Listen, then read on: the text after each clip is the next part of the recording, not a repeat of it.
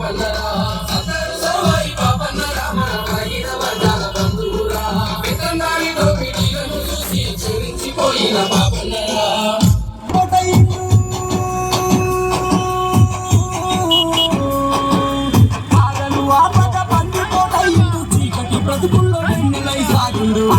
సర్వాయి పాపన్నరా గొప్పండనే రాజుల సర్వమ్మ గర్భాన జన్మించరా సబ్బండ వర్గాల విలువై వచ్చేరా ఏ సర్వాయి పాపన్నరా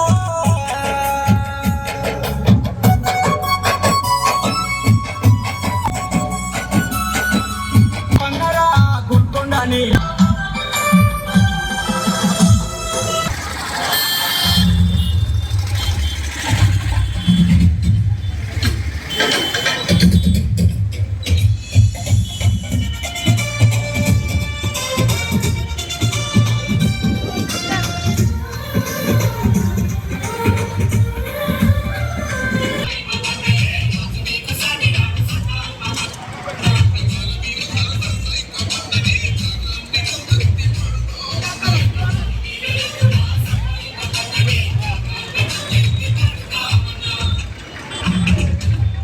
వెనక్కి జరగండి.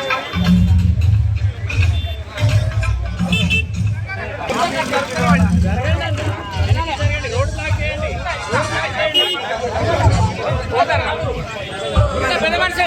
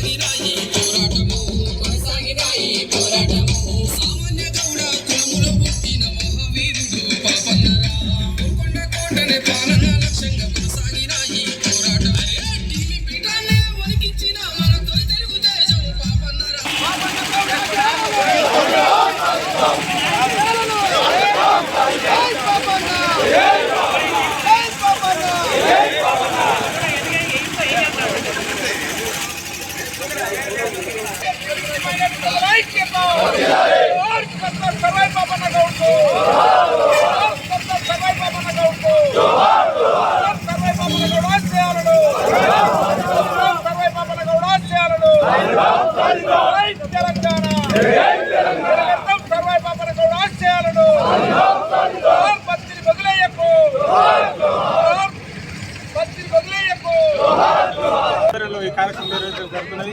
దీనికి ముఖ్య అతిథులుగా Congress party OBC cell all India secretary కత్తి వెంకటస్వామి గారు, అదేవిధంగా ముగ్గుదేప జాతీయ అధ్యక్షులు అమరవీరి నర్సగౌడ్, సెక్రటరీ జనరల్ రాగుల సిద్ధిరాములు గారు, అదేవిధంగా ప్రధాన కార్యదర్శి కొండ బాలరాజు గారు హాజరు కావడం జరిగింది. ఇప్పుడు సర్దార్ సర్వాయి పాపన్న 374వ జయంతి సందర్భంగా నా ఆత్మీయ బంధువులందరికీ పాదాభివందనం చేస్తా ఉన్నారు. మిత్రులారా, 350 సంవత్సరాల క్రితమే దళిత బహుజన రాజ్యాధికారం కోసం ఎస్సీ ఎస్టీ మైనారిటీలను ఏకం చేసి మొఘలాయి సామ్రాజ్య సైనికులను చిత్తుగా ఓడించి ఆనాడు ఉన్నటువంటి జాగీరుదారులకు, నిజాంకు, మొఘలాయికి వ్యతిరేకంగా పేదలందరిని ఐక్యం చేసి మాకు కూడా రాజ్యాధికారంలో వాటా కావాలని నినాదం చేసినటువంటి మహాయోధుడు. శివాజీకి సమకాలీకుడైనప్పటికీ మహారాష్ట్రలో శివాజీ ఆనాడు ఆంగ్లేయులపై యుద్ధం చేస్తే ఆయన చరిత్రను సువర్ణాక్షరాలతో రాశారు. అదే సమకాలీకుడైన పాపన్న చరిత్రను ఈనాడు మనకు కనుమరుగు చేశారు. ఈ అగ్రకుల పాలకులు మనల్ని ఎప్పటికీ ఇదే చేస్తూ ఉన్నారు.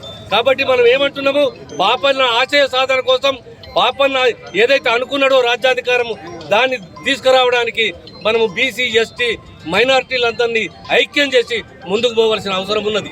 లేకపోతే భవిష్యత్ తరాలను మనం క్షమించాయి.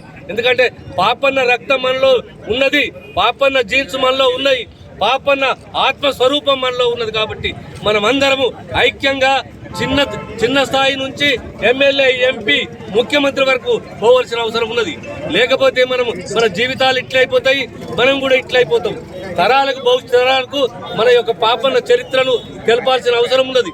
ఆయన కేవలం 12 మందితో ప్రారంభించిన సైన్యము 12,000 వరకు తీసుకుపోయి ఆనాడు ఉన్నటువంటి ఏదైతే దేశముఖులు ఉన్నారో వాళ్ళ యొక్క కోటలను కొల్లగొట్టి 21 కోటలను స్వాధీనం చేసుకుని గోల్కొండ మీద బహుజన జెండా ఎగురవేసిన మహాయోధుడు ఆయన.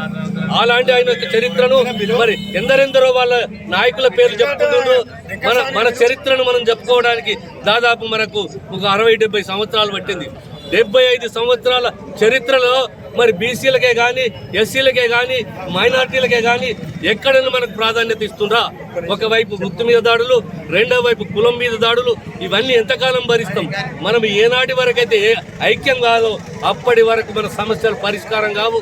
మన సమస్యలు పరిష్కారం కావాలంటే మనం ఒకటే ఉద్దేశం, రాజ్యాధికారంలో మనకు వాటా కావాలి. ఇవాళ మనోళ్ళు సర్పంచులు కావాలి, ఎంపీటీసీలు కావాలి, జడ్పీటీసీలు కావాలి. స్థానిక సంస్థల్లో ప్రతి ఊర్లో ఎక్కడైనా ఒక్క గౌడు నిలబడితే దయచేసి మీ అందరికీ నమస్కారం పెడుతున్నా, ఆ ఒక్కనే గెలిపించుకుందాం చాలు. మనకు పోటీలు వద్దు. మనలో మనకు పోటీలు పెట్టి పక్క వాళ్ళు లాభపడుతున్నారు కాబట్టి ఆ సమస్య నుంచి మనం దూరం కావాలి.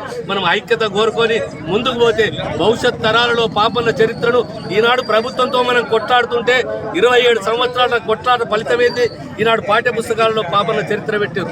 ట్యాంక్ బండ మీద పాపన్న విగ్రహం పెడతామన్నారు, ఇప్పటి వరకు పెట్టలేదు. గిలాజాపురంలో పాపన్న కోట కూలిపోతుంది, అయినప్పటికీ పట్టించుకునే నాదులు లేదు. ఎందుకు ఈ ప్రభుత్వ వివక్షత ఎందుకు చూపుతుంది? మా పేట మేము జనాభాలో 14% ఉన్నాం. దాదాపు తెలంగాణలో 40 లక్షల మంది గౌడ్లు ఉన్నాం. మనకు బలం లేదా, బలగం లేదా? మరి ఇవన్నీ ఉన్నప్పటికీ కూడా మనం ఎందుకు వెనుకబడిపోతున్నామని ఒకసారి మీరు ఆత్మవిమర్శ చేసుకోవాల్సిందిగా నేను విజ్ఞప్తి చేస్తున్నాను.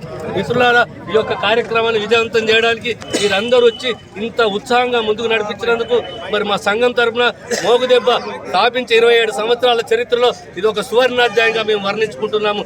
దయచేసి మీరందరూ ఒకటే, మీకు నేను చేతులెత్తి మీకు పాదాభివందనం చేస్తా ఉన్నాను.